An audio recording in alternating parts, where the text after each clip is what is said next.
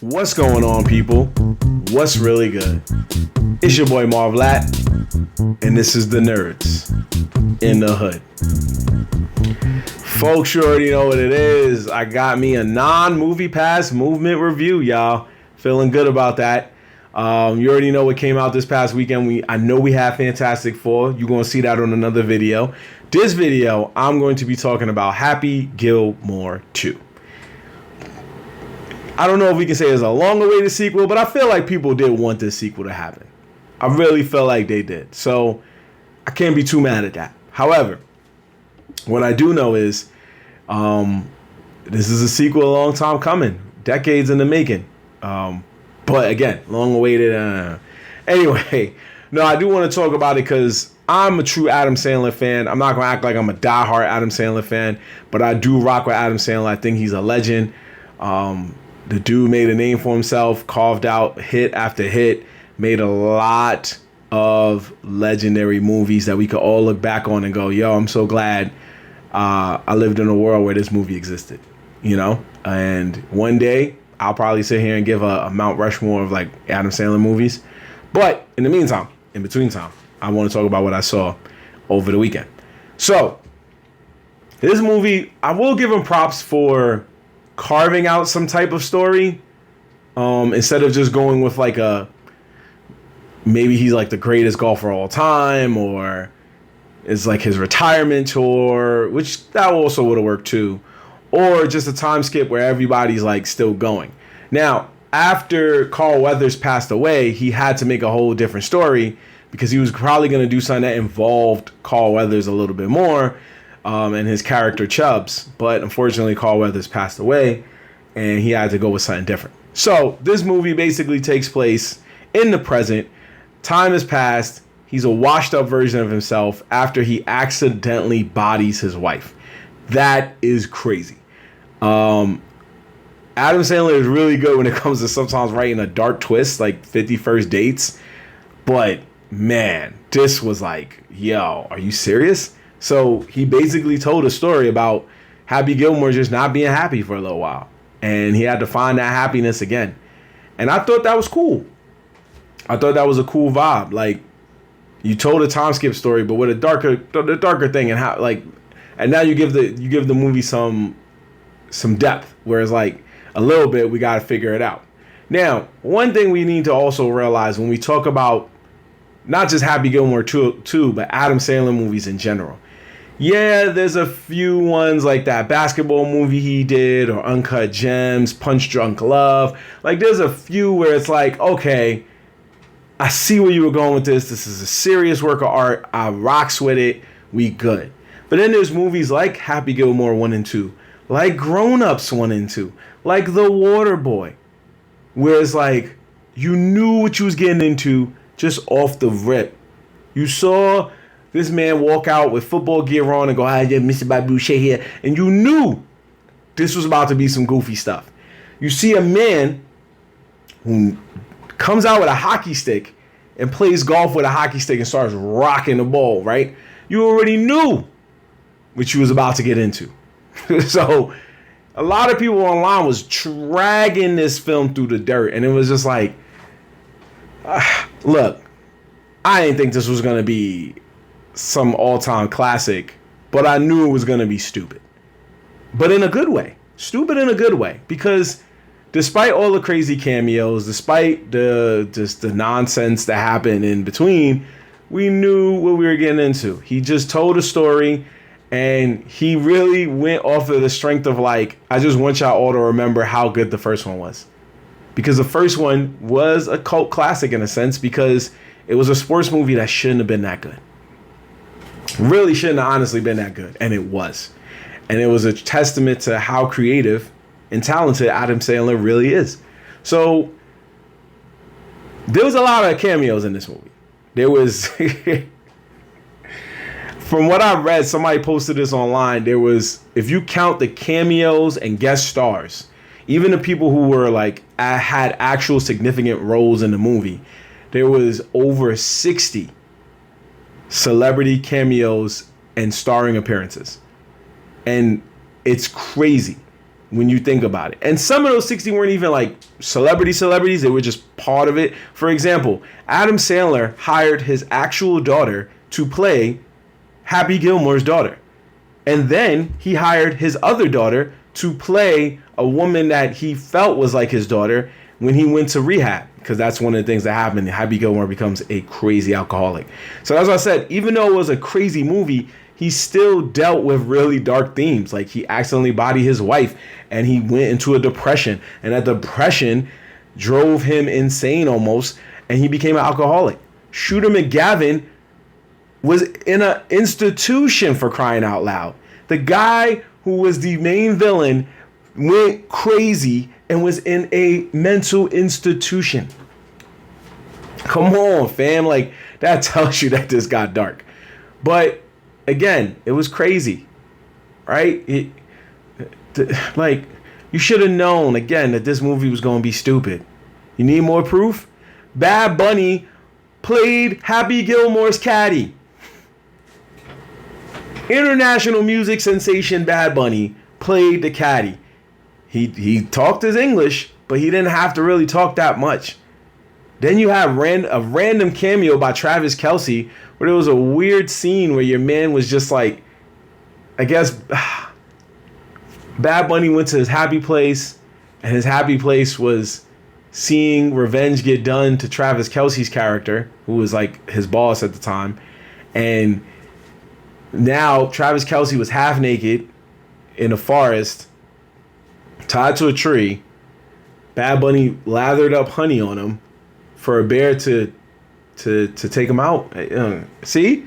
You see? This is what y'all came here for. In the words of Rihanna, this is what you came for. Like, this is what it is. So you knew what you was getting into. That's why I don't have any qualms with this. Like, I'm at peace with it, people. And you gotta be too. If you saw his other movies, you let this shine a light for you.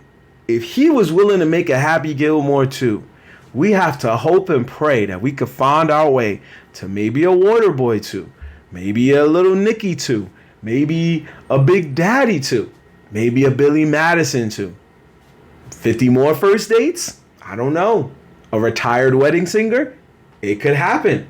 Maybe an even longer yard. Who knows?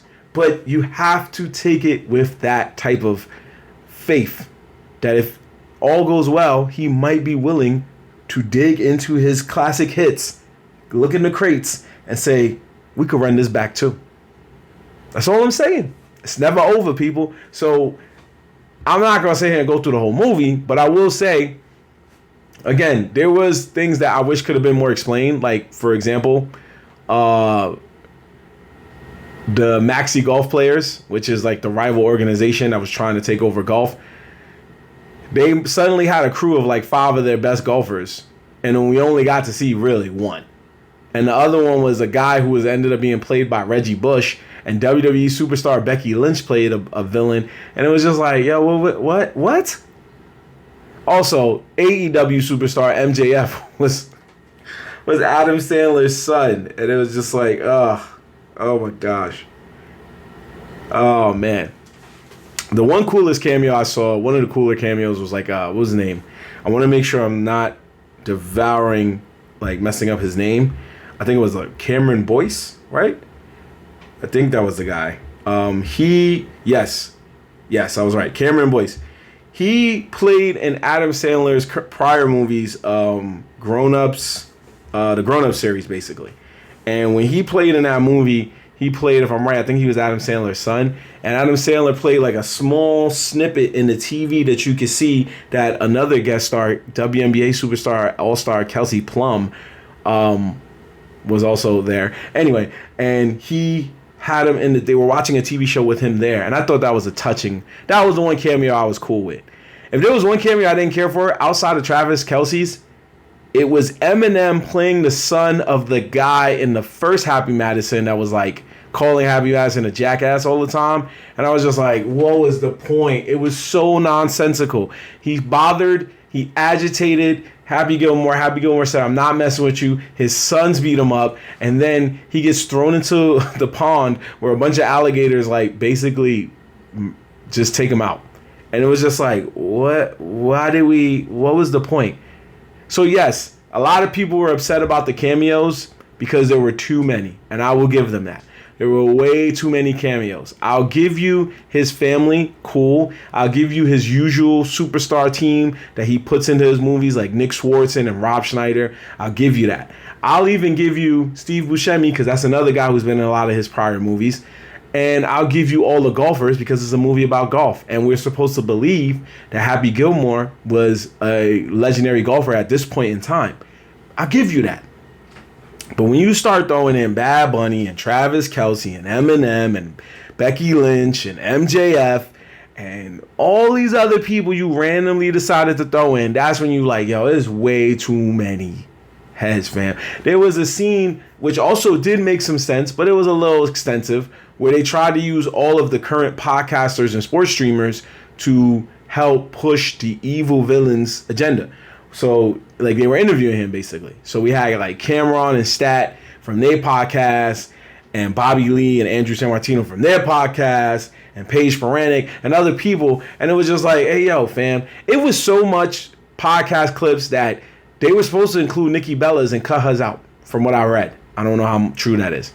But that's how many, like, and she was still in the movie. She was just an extra. She wasn't really involved.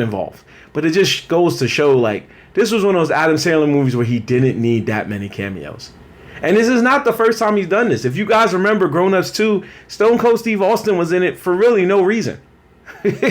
He was just there. Jack and Jill, Al Pacino was in it for no reason. I think it just gets to a point where we know this already. Adam Sandler once jokingly admitted that a lot of the movies he makes is so that way he can just go on like free vacations. So I feel like he just made a movie where he can just be like, yo, I just want to do something with a lot of friends I made over the years. Because this was the only rare occasion that he didn't have like Chris Rock or David Spade in the movie, but they had their fun. All in all, I will say though, the movie did still deliver some laughs. It did still bring back the old characters. Like, if you really liked Happy Gilmore, this was one of those movies where you could look at those characters and go, oh, snap, I remember you. And get that nostalgic feeling from when you were younger and you watched the first Happy Madison. And you realize that this guy is a lunatic, but you love him. And because of that, I will say the vibes on this movie is that it's not the greatest of films, but it is aight. It's aight. It's your typical Adam Sandler movie. And if you know, like I said, if you know Adam Sandler movies get crazy. You know he go off the wall. He start wilding. Physical comedy, crazy satire. They say stupid stuff, but you already know when you come to see an Adam Sandler movie, 90% of the time, it's gonna be goofy. Ain't nothing y'all can do about it, y'all. I can say all the movies he's done, and majority of them are goofy movies. You take out the Hustle joint, you take out the Uncut Gems, you take out Punch Drunk Love. What was it, Spanglish? I think was Spanglish him. I don't know, but you take out all of those ones. Even Funny People was like in the middle of goofy and non-goofy because it dealt with some serious stuff too. And then there was a movie he did with Ben Stiller that was like super serious. So that's what I said. You have those set of movies where Adam Sandler shows you like, I can be serious if I really wanted to. And he showed us all. And I still believe he should have won an award for Uncut Gems or even got nominated. But he can show you that he can, if he wanted to, he really could.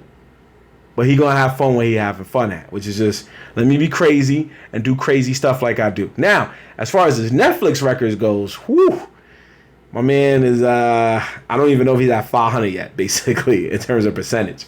Because I know there was the 2 joints he did with Jennifer Aniston. Those were okay. And I think the one with David Spade was okay. But this one, and Ridiculous 6, ugh. And Hustle, all right, I'll give you Hustle. But, again, folks, when you go into this movie, remember who you are going to see. And don't be mad if, at the end of it, you felt like this was too goofy. Because that means there's something wrong with you. I ain't going to hold you. It's slapstick comedy. It's Adam Sandler at his finest, showing that he still got it even at an older age. And we just got to be here for it. We got to keep just let him work. Because when he gives you the sequels that you want, we got Happy Gilmore 2. Like I said, if I can get a Waterboy 2, especially a Lil Nicky too in the times we in right now. Oh my Lord.